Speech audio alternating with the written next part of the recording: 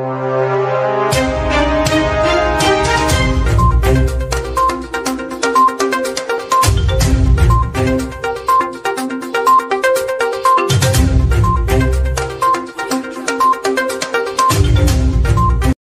काठी रंग रूप ताकत हौसला देख करके शेर को राजा माना गया। हरियाणा प्रदेश में चाहे झंडी बंदे कोई घूमता रहो कोई फिरता रहो, लेकिन अगर असलियत में राजा बनने के काबिल कोई शख्सियत है तो उसका नाम अभय सिंह चोटाला। ये किसी में बात करने का, कोई ईडी से डर रहा है, कोई सीबीआई से डर रहा है, कोई किसी से डर रहा है, लेकिन हमारे नेता निडर हैं। चौधरी ओम प्रकाश चौटाला साहब, चौधरी देवीलाल जी, जो उन्होंने त्याग किया, बलिदान किया देश के लिए समय समय पर, वही त्याग बलिदान करने का काम जब किसान मुसीबत में आया चौधरी अभय सिंह चौटाला जी ने किया। उसमें है और एक सरकारी वोट है। आज चुनाव हुआ है, जब मैं हिसार में एंट्री मैंने की तो इलेक्शन हुआ था, मुझे थोड़ा टाइम भी लग गया था। सुबह उन डायरेक्टरों की मीटिंग लेकर के मैं आया था और प्रसन्नता है इस बात की सभी के लिए कि इंडियन नेशनल लोकदल पार्टी का चेयरमैन भी बने और vice chairman. Indian National Lok Dal party के प्रदेश के अध्यक्ष चौधरी नफे सिंह राठी जी, पार्टी के राष्ट्रीय उपाध्यक्ष प्रकाश भारती जी, पार्टी के संगठन के राष्ट्रीय सचिव श्री श्याम सिंह राणा जी, पार्टी के बहुत ही वरिष्ठ और सीनियर साथी पूर्व में डीजीपी मलिक साहब, मंच पे मेरे साथ बैठे हुए सभी प्रकोष्ठों के प्रदेश के संयोजकगण, आज की मीटिंग में आए हुए जिला के सभी जिला अध्यक्षगण, हल्का के अध्यक्षगण, प्रदेश कार्यकारिणी के सभी सदस्यगण, पत्रकार एवं छायाकार दोस्तों, मेरे से पहले सब साथियों ने आपके बीच में संगठन को लेकर के फतेहाबाद के अंदर जो चौधरी देवीलाल जी का सम्मान दिवस हमने मनाया, उसको लेकर के और विशेष रूप से दो प्रस्ताव आपके बीच में रखे। एक तो कानून व्यवस्था को लेकर के मलिक साहब ने प्रस्ताव रखा था, दूसरा प्रस्ताव राणा साहब ने भारी बारिश की वजह से मॉनसून की पहली बारिश से लेकर के मॉनसून की जाती बारिश तक जो प्रदेश में फसलें खराब हुई थी उसके बारे में दो प्रस्ताव भी रखे थे। सबसे पहले साथियों, आप सबको बधाई देता हूं कि आप सबकी मेहनत की वजह से पार्टी के सभी पदाधिकारियों ने, चाहे वो जोन के इंचार्ज थे, चाहे वो हल्का के इंचार्ज थे, चाहे हल्का के संयोजक थे, जिला के अध्यक्ष थे या अलग अलग प्रकोष्ठों के संयोजकगण थे, आप सब लोगों ने जाकर के 25 तारीख के लिए गांव में, शहर में, कस्बे में सब जगह लोगों को निमंत्रण दिया और इतनी भारी बारिश होने के बावजूद लाखों की संख्या में लोग आपके निमंत्रण पे फतेहाबाद में पहुंच करके चौधरी देवीलाल जी के प्रति जो श्रद्धा सुमन अर्पित किए, जो मैसेज देश को दिया, उसके लिए आप सब बधाई के पात्र, आपको बहुत बहुत बधाई। एक मैसेज तो आपने देश में, प्रदेश में दे दिया, क्या समूचा देश का नागरिक जो है इस भारतीय जनता पार्टी के सरकार से दुखी और परेशान है। हरियाणा में जिस ढंग से लाखों लोगों ने इकट्ठे होकर के हरियाणा की धरती से बदलाव की एक हुंकार जो भरी है, जो नेता यहाँ हमारे मंच पे आए थे, ना केवल उन्होंने मंच से बल्कि जाने के बाद भी चौधरी ओम प्रकाश खुराना जी को टेलीफोन करके इस बात की बधाई दी थी कि आपकी अगवानी में आने वाले समय में समूचा देश का विपक्ष इकट्ठा हो सकता है। आप देश के लिए प्रयास जारी रखें, हम भी अपने तौर पे इसके लिए प्रयास करेंगे। जिस ढंग से लोगों में जोश था, और सबसे बड़ी बात अब की बात देखने को एक मिली कि हमेशा रैली में जब थोड़ा सा भी लेट होते 3 बजे के बाद महिलाएं, माताओं, बहनें विशेष रूप से इसलिए ज्यादा समय तक नहीं बैठ सकती क्योंकि उनको फिर जाकर के घर में काम भी करना होता है। अब की बात तो 5 बजे तक ना तो कोई महिला अपने स्थान से खड़ी रही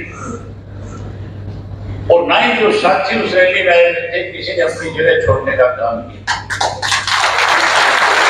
लगातार 5 बजे 11 बजे से 5 बजे 6 घंटे बैठ करके इस बात का मैसेज दिया कि 2024 में जहां भारतीय जनता पार्टी गठबंधन को बार-बार करने का काम करेगी, वही कांग्रेस को भी सत्ता के नजदीक नहीं लगने देंगे। केवल और केवल इंडियन नेशनल लोकदल पार्टी को 2024 में सत्ता में लाने का काम करेगा। एक दिन तो जीत ली, अब एक और जंग आपके सामने है। आदमपुर का उपचुनाव होने जा रहा है। चुनाव कोई इसलिए नहीं होने जा रहा कि कोई इस किस्म के हालात पैदा होने थे कि कुलदीप बिश्नोई को इस्तीफा देना पड़ा। ये चुनाव तो आदमपुर के लोगों के ऊपर थोपा गया है। कुलदीप बिश्नोई ने तो इसलिए इस्तीफा दिया है कि वो केवल अपने बेटे को राजनीति में कहीं ना कहीं स्थापित करना चाहते हैं और अपने आप को ईडी से, इनकम टैक्स से और सीबीआई से बचाना चाहते हैं। आपने पिछले दिनों एक ऑडियो वायरल हुआ था, सुना होगा। एक ऑडियो था जिसके अंदर एक व्यक्ति किसी व्यापारी को टेलीफोन करके कहता है कि मैं ईडी के दफ्तर से बोल रहा हूं, और वो व्यापारी आगे से कहता है कि जनाब मैंने तो 2 दिन पहले बीजेपी ज्वाइन कर दी। आगे से अधिकारी कहता है कि सॉरी रॉन्ग नंबर। ये कुलदीप तो रॉन्ग नंबर वाला है। इसने तो अपने स्वार्थ के लिए, अपने बेटे को स्थापित करने के लिए, कहीं अपने आप को बचाने के लिए इस्तीफा देने का काम किया। इस्तीफा तो सही मायने में जब किसान आंदोलन चल रहा था, अगर किसी ने किसान आंदोलन में किसी पार्टी ने राजनीतिक तौर पे राजनीति से ऊपर उठ करके उस आंदोलन की मदद करी थी तो उस पार्टी का नाम Indian National Lok Dal party.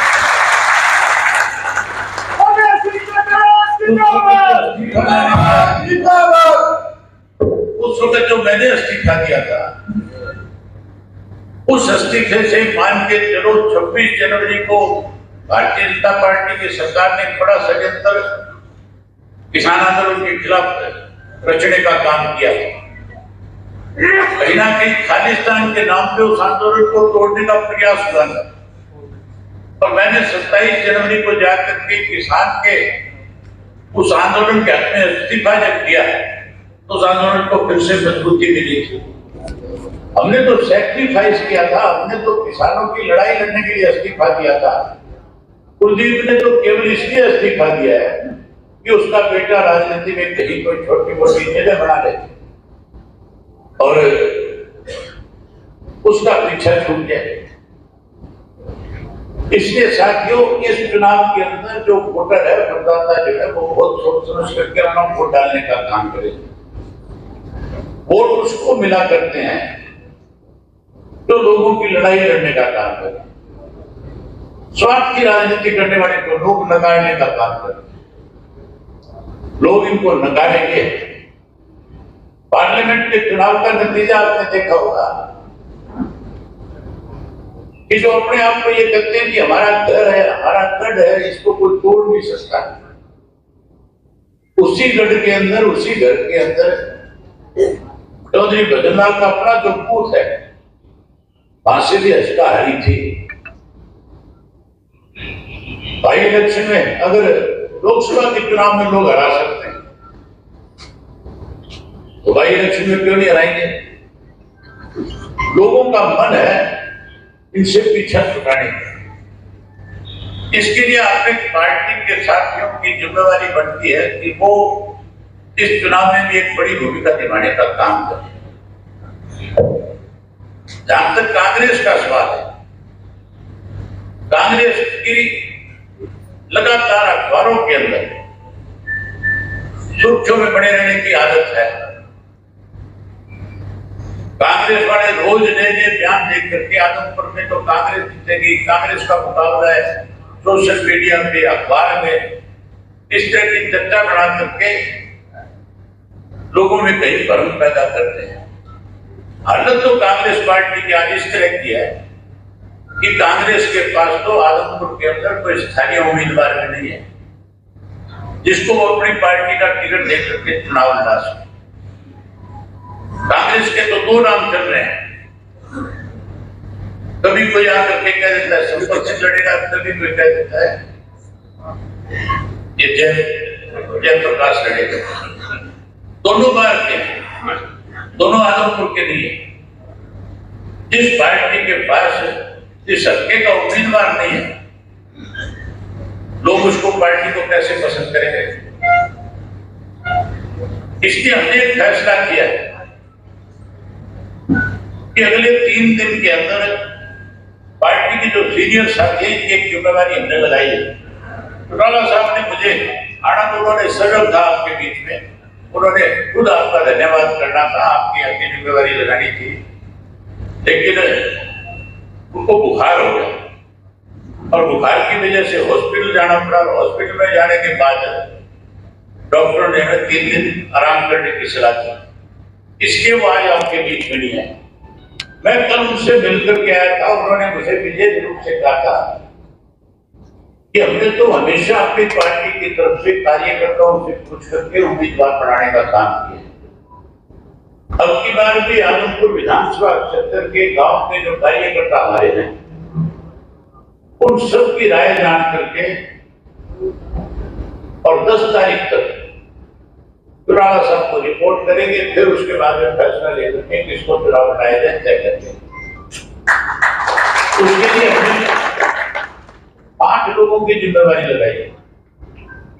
Party के राष्ट्रीय उपाध्यक्ष प्रकाश भारती जी की, राणा साहब की, भूपेंद्र सिंह दरियापुर की, पूर्व विधायक ओम प्रकाश गोरा जी की, और उसके साथ साथ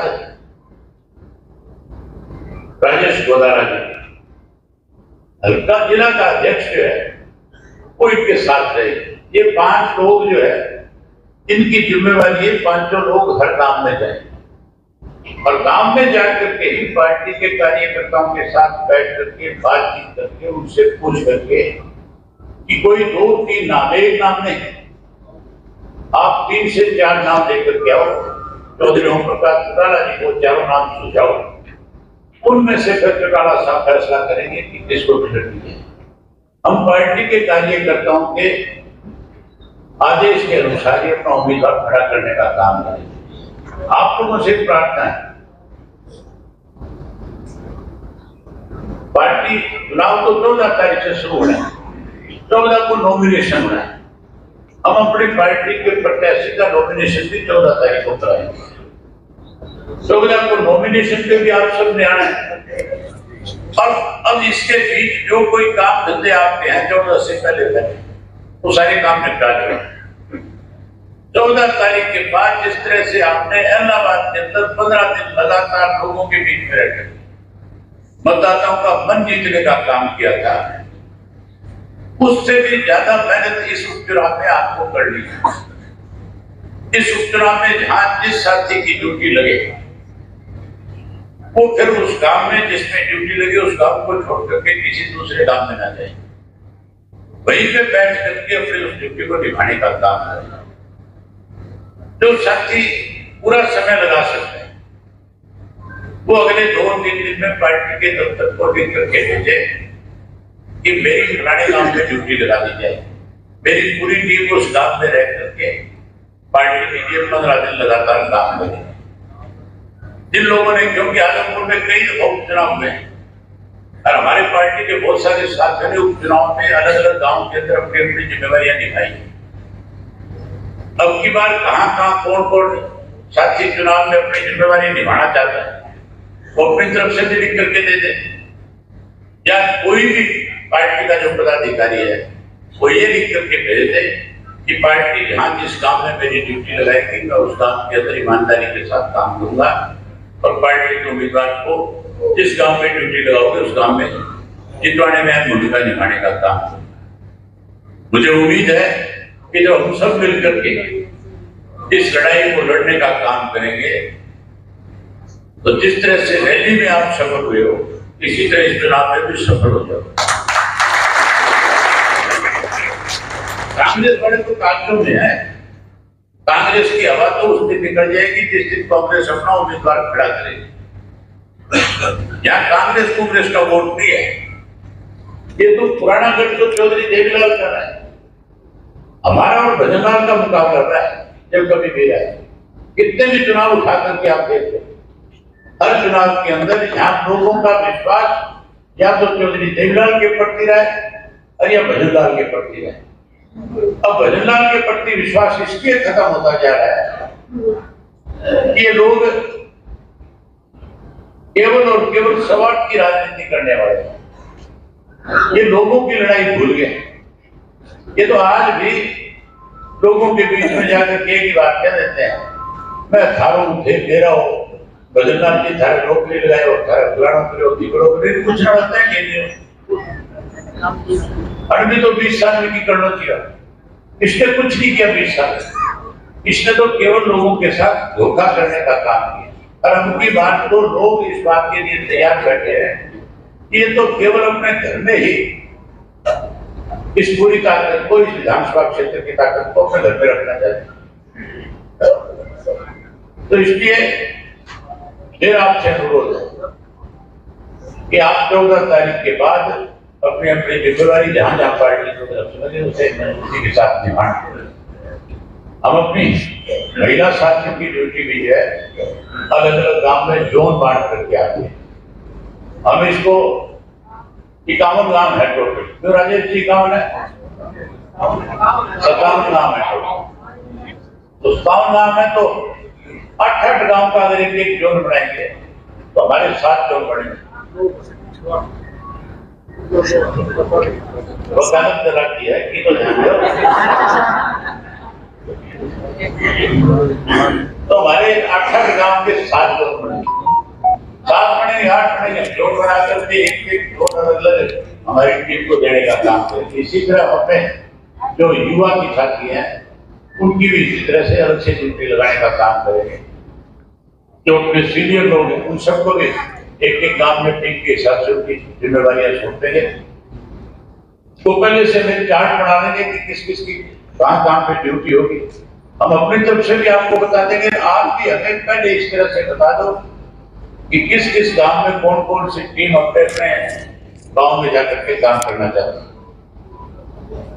एक बार फिर आपको जो रैली में आप लोगों ने मेहनत करी थी उसके लिए एक बार फिर आपको बधाई देता हूं और उम्मीद करूंगा कि इस चुनाव में आप बड़ी भूमिका निभाने का काम करोगे। जो 2 प्रस्ताव आपके बीच में रखे, एक तो जो प्रस्ताव कानून व्यवस्था को लेकर के रखा गया था मलिक साहब की तरफ से, और दूसरा प्रस्ताव जो राणा साहब ने आपके बीच में जल भराव को लेकर के, बारिश को लेकर के रखा था। मैं दोनों प्रस्ताव अगर आप लोग सहमत है तो हाथ खड़े करके उन प्रस्ताव को पास करें। आप सब ने मेरी बात सुनी, आप इतनी बड़ी संख्या में है, आप सबका बहुत धन्यवाद। जय हिंद। अपना सामान MRP पर नहीं डिस्काउंट पर लो। और हिसार में डिस्काउंट कहाँ मिल रहा है ये जानो SaleTrending.com पर। विजिट SaleTrending.com, पहले कंपेयर करो फिर शॉप करो।